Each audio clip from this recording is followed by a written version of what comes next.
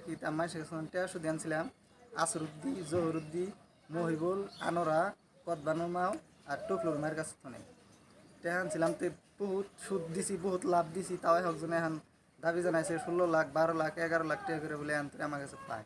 তাহলে আমি এখানে পয়সা কোন ধন দিব?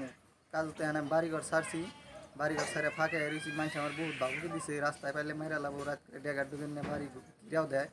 কাজ তো এখানে ফাঁকে পলে রয়েছি, পয়লা নিয়ে পলে রয়েছি। আমি সরকারের কাছে একটা আবেদন জানাই, মানুষে আক্রমণ করছিল, বাড়ি ডেগার মেগার নিয়ে ঘিরাও করছিল, জেনে পাবো হেনে মেরা লাভো। তো আমি কাজতে বাড়িঘর ছাইড়ে দিছি, আমি আই পড়ছি এখন ফাঁক ফুক দিয়ে রয়েছি। তো আমি সরকারের কাছে একটা আবেদন জানাই যে আমি জানি বাড়তে যাই।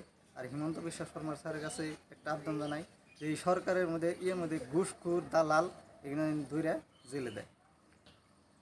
আক্রমণ করা হয় আরসোবালি আহে, সোরাবালি আহে, মারপিট করা হয় জহরুদ্দি, আসরুদ্দি, মহিবুল।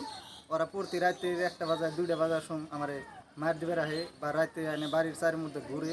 কাজতে ডরে আমি পয়লাহান নিয়ে বাড়িঘর ছাইড়ে দিছি, পলায় ফাঁকে রয়েছি আমি।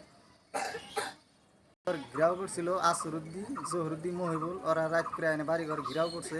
আমি পলায় বসছি, পলায় পরে শুনছি যে আমার বাড়িঘর বাইরে ভাঙচুর করছে। ঘরে সোনার গয়না গাটিয়া চাল সম্পন্ন নিয়ে গেছে গা। ঘরের দরজা মরজা এখন খোলা আছে না কি কই আর মানে আমি মানুষ আমার কইছে যে দরজার তালামালা ভাঙছে, গেটের তালামালা ভাঙছে। কিছু গুন্ডা বাহিনী নিয়ে আসছিল, ডেগার মেগার নিয়ে আসছিল। তো ওরা এরকম করে ভাঙচুর করছে। কাজতে আমি ডরিয়া পয়পলা নিয়ে বাড়িঘর সাইডে ফাঁকাই রয়েছি।